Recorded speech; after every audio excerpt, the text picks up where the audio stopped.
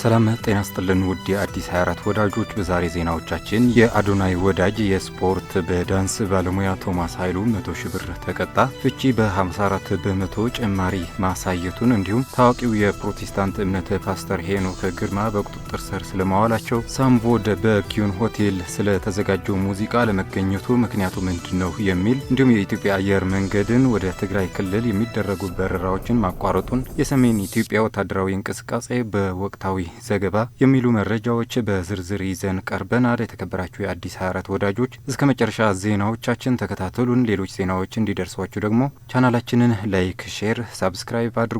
ወደ ቀዳሚው ዜናችን እናልፋለን። ቶማስ ኃይሉ 100 ሺህ ብር ተቀጣ። በአዲስ አበባ የኮሪደር ልማት ንብረት ጉዳት ያደረሰው አሽከርካሪ በ100 ሺህ ብር መቀጣቱ ተዘግበዋል። በአራዳ ክፍለ ከተማ አራዳ ፓርክ ውስጥ ለብስክሌትና ለእግረኛ መሮጫ ተብሎ በተከለለ መስመር ላይ መኪና በማሽከርከር በመሰረተ ልማቱ ላይ ጉዳት ያደረሰው ቶማስ ኃይሉ ከባድ አስተማሪ እርምጃ ተወስዷል ተብለዋል። ድርጊቱ የተፈጸመው ጥር 17 ቀን 2018 ዓ.ም ከምሽቱ 12 ሰዓት አካባቢ በራስ መኮንን አካባቢ የሚገኘው አራዳ ፓርክስ ውስጥ ነው። አሽከርካሪ የስፖርት በዳንስ አስተማሪው ቶማስ ኃይሉ ሕግን በመጣስ ለብስክሌት መንገድና ለመሮጫ ትራክ በተሰራው መሰረተ ልማት ላይ መኪናውን በማሽከርከር ጥፋት ፈጽሟል። የአዲስ አበባ ከተማ ደንብ ማስከበር ባለስልጣን ከከተማዋ ትራፊክ ፖሊስ ጋር በመተባበርና ከህዝብ የደረሰውን ጥቆማ መሰረት በማድረግ ግለሰቡን በቁጥጥር ስር አውለዋል። በዚህ መሰረት በፈጸመው ህገወጥ ድርጊት 100 ሺህ ብር እንዲቀጣ ተደርገዋል። ባለፈው ቅዳሜ ጥር 16 ቀን በጊዮን ሆቴል በተዘጋጀው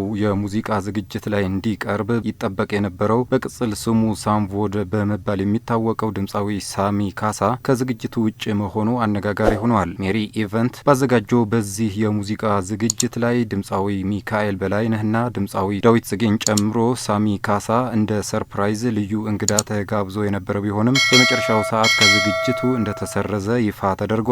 ለጉዳይ ቅርበት ያላቸው ምንጮች እንዳረጋገጡት የድምፃዊው አለመገኘት ከክፍያ ስምምነት ጋር በተያያዘ ነው ተብለዋል። ሳሚ ካሳ በመጀመሪያ ከፕሮግራም አዘጋጆቹ ጋር በተስማማው ክፍያ መሰረት እንዲከፈለው የጠየቀ ቢሆንም አዘጋጆቹ በበኩላቸው ከስፖንሰር የተገኘው ገቢና የትኬት ሽያጭ ከታሰበው በታች ስለሆነ ክፍያ ይቀነስልን የሚል ጥያቄ እንዳቀረቡ ተጠቁሟል። ድምፃዊው ይህንን ቅናሽ ለመቀበል ፈቃደኛ ባለመሆኑ ምክንያት ስምምነቱ ፈርሶ ከዝግጅቱ ውጭ እንዲሆን መወሰኑን ምንጮች ገልጸዋል። ይህንን ተከትሎም የኮንሰርቱ አዘጋጆች ድምፃዊው በዝግጅቱ ላይ እንደማይገኝ የሚገልጽ ማስታወቂያ በማህበራዊ ሚዲያ አሰራጭተዋል። ድምፃዊ ሳሚ ካሳ ሳምቮድ በሙዚቃው ኢንዱስትሪ በተለይ በዲያስፖራ ማህበረሰብ ዘንድ ታዋቂነትን ያተረፈ ቢሆንም የመድረክ አፈጻጸሙና የክፍያ ጥያቄው በአሜሪካ በሚገኙ አንዳንድ ፕሮሞተሮች ዘንድ ቅሬታ ሲያስነሳ መቆየቱ ተዘግቧል። ፕሮሞተሮች እንደሚገልጹት ድምፃዊው ለመድረክ የሚያበቁ በቂ የራሱ ስራዎች ውስንነት አለበት።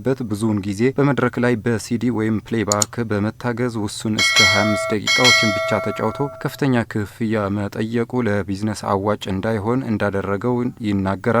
አንዳንድ ፕሮሞተሮች በሰጡት አስተያየት ድምፃዊው ራሱን ከማሻሻልና አዳዲስ ስራዎችን ከመለማመድ ይልቅ በጊዜያዊ ተቀባይነት ወይም ሃይፕ ላይ የተመረኮዘ አካሄድ መከተሉ በዘላቂነት በኢንዱስትሪ ውስጥ የመስራት እድሉን እያጠበበ እንደሆነ ትችታቸውን ሰንዝረዋል። ይህ በእንዲህ እንዳለ ከ18 ዓመታት በኋላ ወደ ሀገር ቤት የተመለሰው ድምፃዊው በቀጣይ ከአድናቂዎቹ ጋር ለመገናኘትና ስራዎቹን ለማቅረብ ይህ አሁን የተፈጠረው ክፍተት ፈተና እንደሆነበት የዘርፉ ባለሙያዎች ይነገራሉ።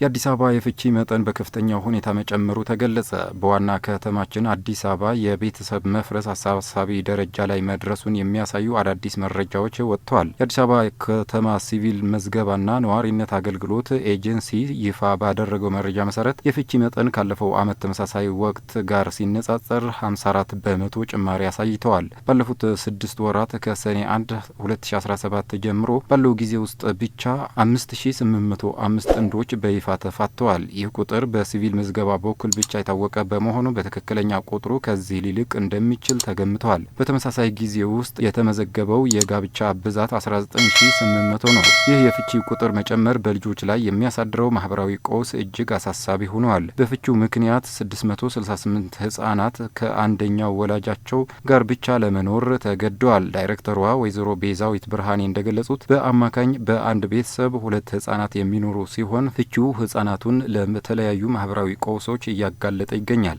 ኤጀንሲው ባለትዳሮች ወደ ፍቺ ውሳኔ ከመሄዳቸው በፊት የልጆቻቸው የወደፊት እጣ ፈንታና ህይወት ቆም ብለው እንዲያስቡበት ጥሪ አቅርበዋል። በኢትዮጵያ መንግስትና በትግራይ ኃይሎች መካከል ዳግም ግጭት መቀስቀሱ የተዘገበ ሲሆን የሁኔታ መበላሸት የበረራዎች መቆራረጥ ምክንያት መሆኑን የጸጥታ ዲፕሎማቲክ ምንጮች ገልጸዋል ተብሏል። በሰሜን ኢትዮጵያ በፌዴራል መንግስትና በትግራይ ኃይሎች መካከል ዳግም ግጭት የተቀሰቀሰ ሲሆን ክልሉ አሁን በከባድ ጦርነትና በቅርብ ጊዜ በተደረጉ ከፍተኛ የዓለም አቀፍ እርዳታ ቅነሳዎች ምክንያት በከፋ ቀውስ እንደሚገኝ በአልጀዚራ ዘገባ ተመላክተዋል። ግጭቱ የበረራዎች መቋረጥን ያስከተለ መሆኑን የጸጥታና የዲፕሎማቲክ ምንጮች ሐሙስ ዛሬ ለፈረንሳዩ የዜና ወኪል አጃንስ ፍራንስ ፕረስ ነግረውታል። ባለፉት ጥቂት ቀናት የአማራና የትግራይ ክልሎች የይገባኛል ጥያቄ በሚያነሱበት ጸለምት በተባለ አካባቢ ግጭቶች ተቀስቅሰዋል ሲሉ ምንጮቹ ለኤኤፍፒ ተናግረዋል። ስማቸው እንዳይጠቀስ የፈለጉ የጸጥታ ምንጩ ሁኔታው እየተበላሸ ይመስላል ብለዋል። በ2013 የተጀመረው የሰሜን ኢትዮጵያ ጦርነት በ2015 ዓ.ም ከቆመው በፊት በመቶ ሺዎች የሚቆጠሩ ሰዎችን ገድሏል፣ በሚሊዮን የሚቆጠሩትን ደግሞ አፈናቅሏል። አልጀዚራ ባለፉት ጥቂት ቀናት በትግራይ ውስጥ በህጻጽ ከሚገኝ በአብዛኛው የአሜሪካ ዓለም አቀፍ የልማት ኤጀንሲ ዩኤስኤድ ባሉ ሰብአዊ ድርጅቶች የሚረዳውና በድህነት የተጎዳ መንደር አንድ ዘገባ አሰራጭቶ ነበር። ዩኤስአይዲ በአንድ ወቅት የኢትዮጵያ ትልቁ ሰብአዊ እርዳታ ምንጭ ነበር። ታዋቂው የፕሮቴስታንት እምነት ፓስተር ሄኖክ ግርማ ከወር በላይ የውጭ ሀገር ቆይታ በኋላ ወደ ኢትዮጵያ ሲመለሱ ቦሌ ዓለም አቀፍ ኤርፖርት በጸጥታ ኃይሎች በቁጥጥር ስር ዋሉ። የእስሩ መነሻ ለፓስተሩ መታሰር እንደ ምክንያት የጠቀሰው ከወራት በፊት በሰሜን ሸዋ ሰላሌ ህዝብ ላይ የሰነዘሩትና በወቅቱ ከፍተኛ ህዝባዊ ቁጣ ቀስቅሶ የነበረው ጸያፍ ንግግር እንደሆነ ተረጋግጧል። ፓስተር ሄኖክ በወቅቱ በሰጡት አወዛጋቢ አስተያየት ምክንያት ከማህበረሰቡና ከተለያዩ አካላት ከፍተኛ ውግዘት ሲደርስባቸው እንደነበር አይዘነጋም። ግለሰቡ የተፈጠረውን ህዝባዊ ቁጣ ተከትሎ በቪዲዮ የቀረበ የይቅርታ መልእክት አስተላልፈው ነበር። በተጨማሪም ጉዳዩን በባህላዊ መንገድ ለመፍታት በአባ ገዳዎች በኩል ሽምግልና ተልኮ የይቅርታ ሂደቱ እየታየ እንደነበር መረጃዎች ያመለክታሉ። ከአንድ ወር በላይ በአሜሪካን ሀገር እናታቸው ጋር ቆይታ ያደረጉት ፓስተር ሄኖክ ትላንት ከሰዓት በኋላ ወደ አዲስ አበባ ሲገቡ ኤርፖርት የነበሩ የጸጥታ አካላት በቁጥጥር ስር አውለዋቸዋል። በአሁኑ ሰዓት በፌዴራል ፖሊስ ቁጥጥር ስር የሚገኙ ሲሆን ወንጀሉ የተፈጸመበት ወይም ቅሬታው የቀረበበት አካባቢ በመሆኑ ለሰላሌ ፖሊስ ተላልፈው እንደሚሰጡ ይጠበቃል። ጉዳዩ ንግግርና ኃላፊነትን በተመለከተ አነጋጋሪ ክስተት ሆኖ ተመዝግቧል። የኢትዮጵያ አየር መንገድ ቋሚ የበረራ አገልግሎት ከሚሰጥባቸው ክልል አንዱ የሆነውን የትግራይ ክልል እንደሆነ ይታወቃል። እናም የአየር መንገዱ ወደ ትግራይ ክልል የሚያደርገውን በረራ ማቋረጡ ተሰምተዋል። እንደ ምንጮቻችን መረጃ ከሆነ በረራ የተቋረጠበት ምክንያት ሰሞኑን በተከሰተው የጸጥታ ችግር ምክንያት ነው ተብሏል።